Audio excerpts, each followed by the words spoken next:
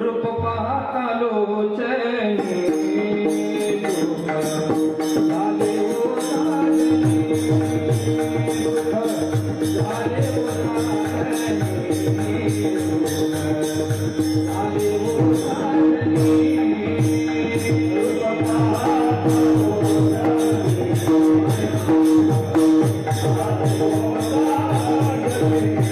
रूप पाहता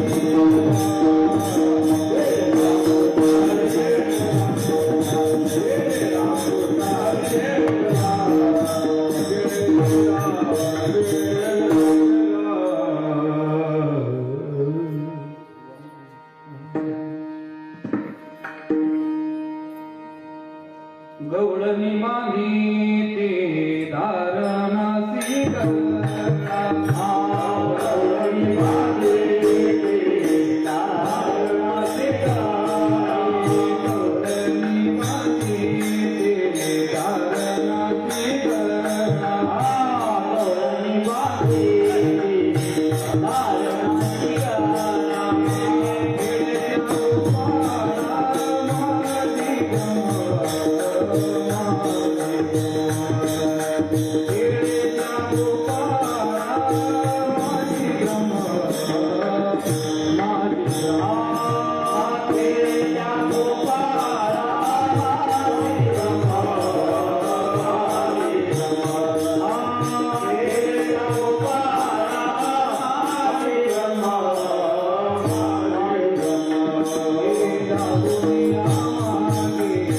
करता भोले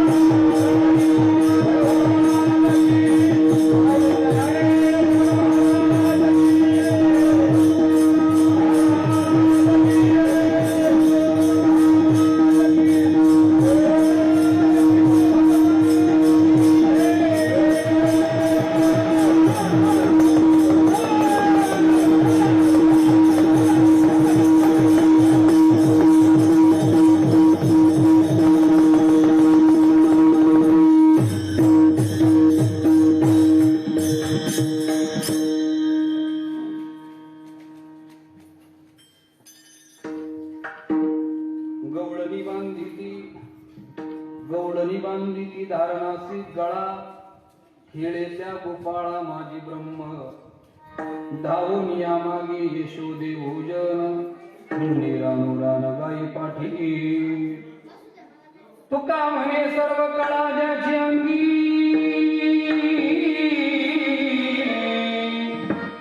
भोळेपणा लागी भीक मागे धावून या मागे यशोदे भोजन हिंडे रानुरान गाई पाठी योऽन्त प्रविश मनोवाच विमां प्रसुप्तां संजीवयत्यखिल शक्तिधरस्वधाम्नाम् अन्यहंश्च हस्तचरण श्रवणत्वगादीन् प्राणं नमो भगवते पुरुषाय तुभ्यम्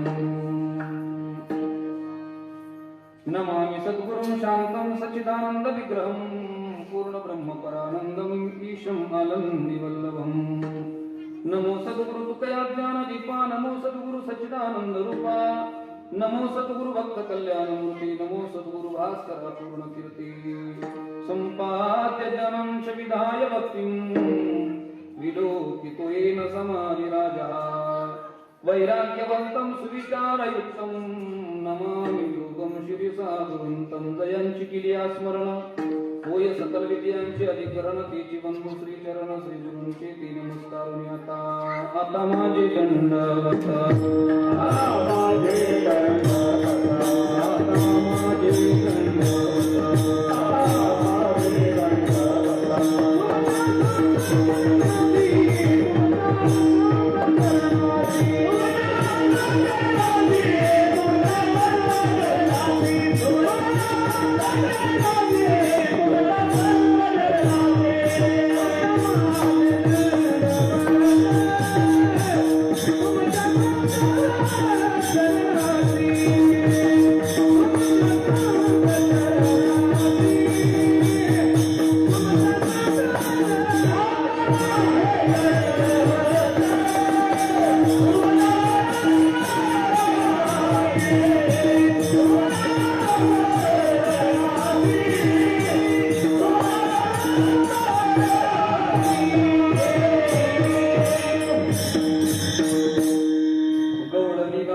धारणासी गळा गवळणी बांधिती धारणासी गळा खेळे त्या गोपाळा माझी ब्रह्म धावून या मागे यशोदे भोजन हिंडी राम राम गाई पाठी प्रस्तुत प्राप्त प्रसंगी प्राप्त स्थळे प्राप्त वेळी कीर्तन सेवे करता अर्थात निरूपणा करता निवडलेला अभंग संत हृदय सम्राट विश्वसंत अनंत कृपावंत श्रीमंत श्री जगद्गुरु तुकोबाराय तुकोबारायांच्या अभंग संहितेतील अभंग गाथेतील 3 चरणाचा अतिशय महत्वपूर्ण अशा प्रकारचा अभंग आहे.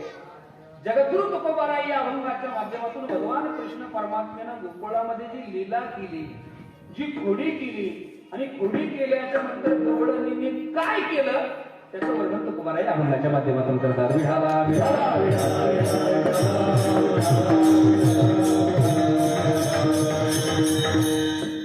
यथामती यथावकाश अभंगाचा भाव आपल्या समोर स्पष्ट करण्यापूर्वी 2 शब्दाचा परिहार ठेवणं कर्म प्राप्त असेल. गेल्या अनेक वर्षाची अव्याहत अशा प्रकारची परंपरा सह्याद्रीच्या कुशीमध्ये दडलेलं आपलं हे छोटंसं गाव पाचघर, त्या पवित्र क्षेत्रामध्ये भगवान परमात्म्याच्या कृपेनं संत महात्म्यांच्या अलौकिक कृपा आशीर्वादानं समस्त ग्रामस्थांच्या तन मन धनाच्या सहकार्यानं उपस्थित टाळकरी गुणीजन गायक वादक आणि आपण सर्वच जमलेले श्रोतृ मायबाप आपल्या सर्वांच्या उपस्थितीमध्ये सुरू असणारा हा भक्ती उत्सव आणि या भक्ती उत्सवातील आजची ही शेवटची कीर्तन सेवा अर्थात सांगतेची संकीर्तन सेवा अर्थात काल्याची कीर्तन सेवा प्रसादाची कीर्तन सेवा आयोजक नियोजक मंडळी सप्ताह कमिटी भजनी मंडळी समस्त ग्रामस्थ मंडळी या सर्वांच्या माध्यमातून ही संकीर्तन सेवा माझ्याकडे सुपूर्द केली आणि त्या निमित्तानं आज या ठिकाणी येण्याचा हा सुयोग माझ्या जीवनामध्ये प्राप्त होतोय. अगदी सर्वांच्या चरणाला साष्टांग प्रणिपात करून प्राप्त वेळेमध्ये आपण जास्त चिंतन करून थांबणार आहोत. विठाला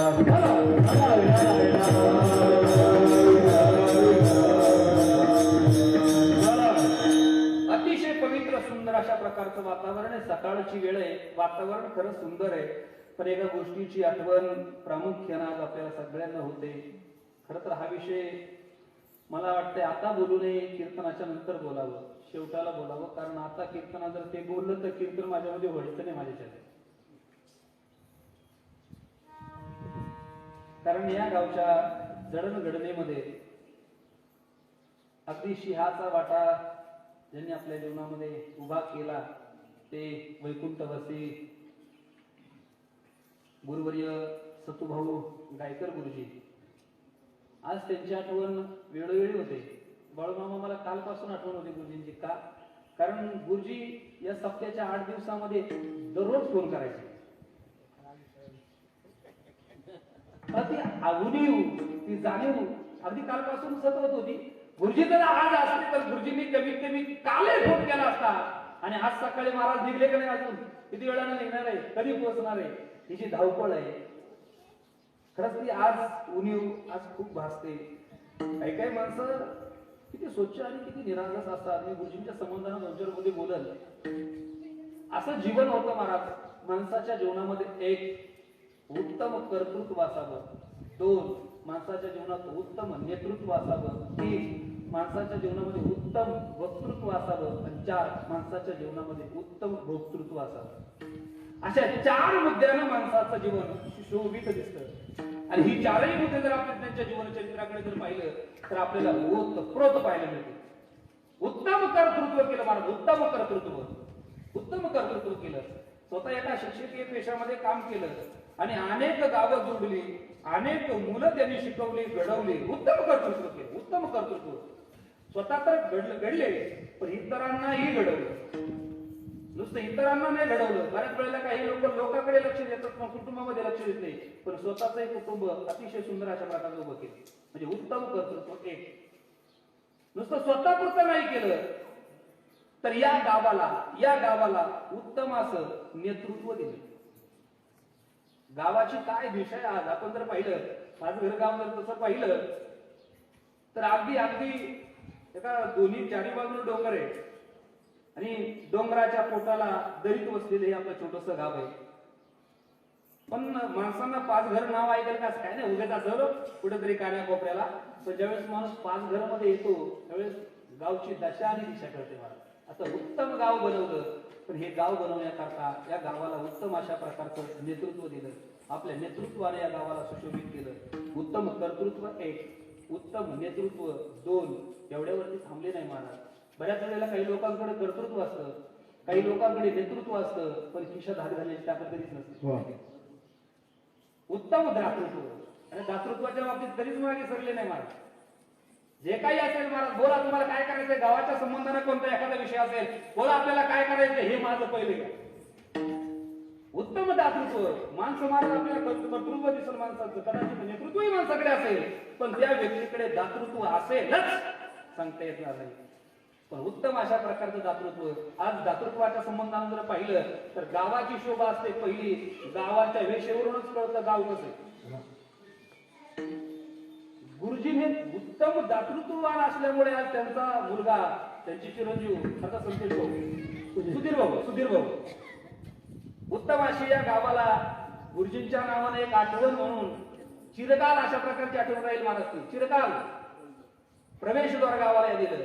ते उत्तम दातृत्व असण्याचं लक्षण आहे. उत्तम पुरुषाचे उत्तम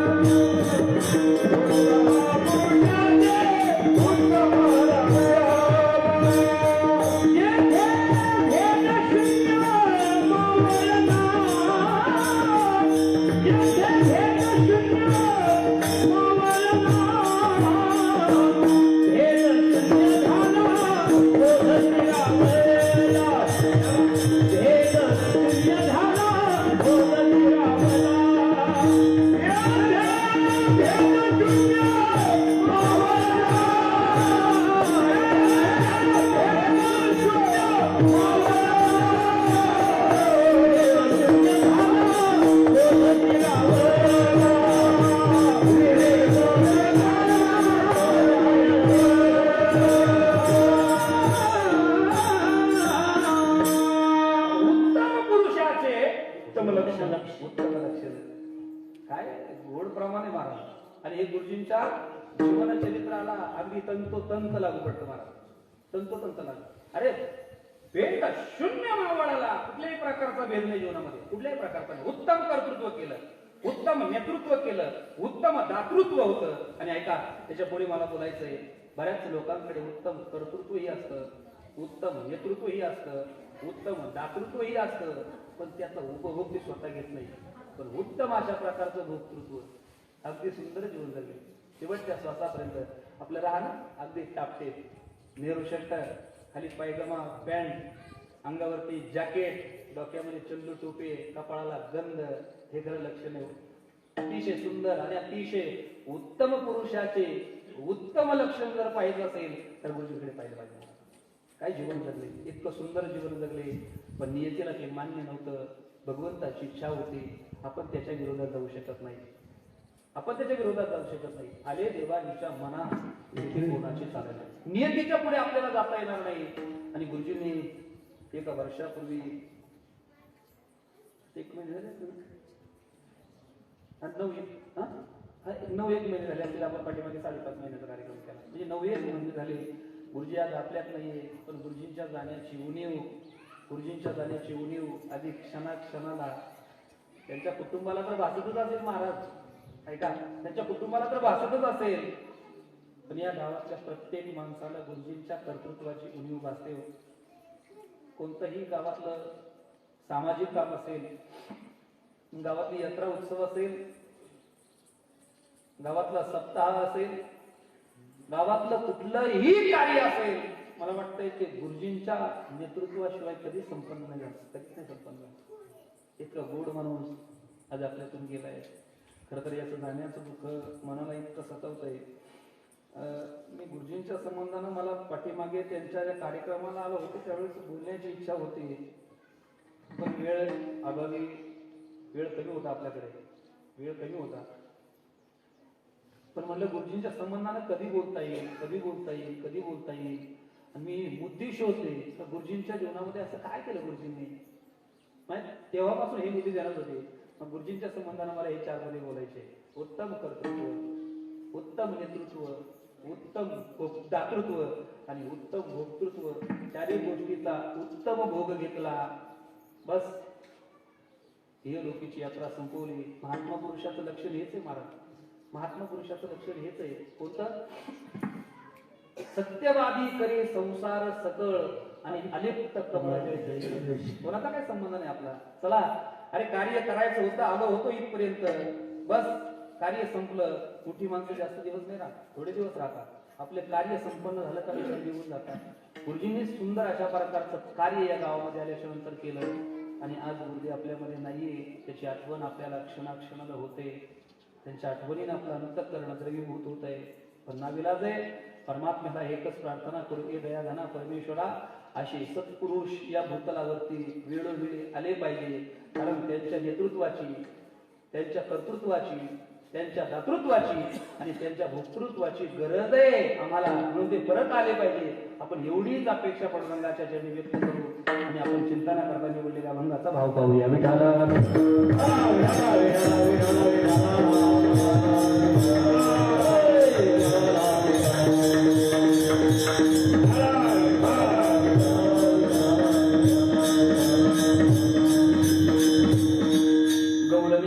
धारणासी गळा केळे त्या गोपाळा, माझी ब्रह्म धावनिया मागे यशोदे भोजन हिंदीला नोरान गाई पाठी.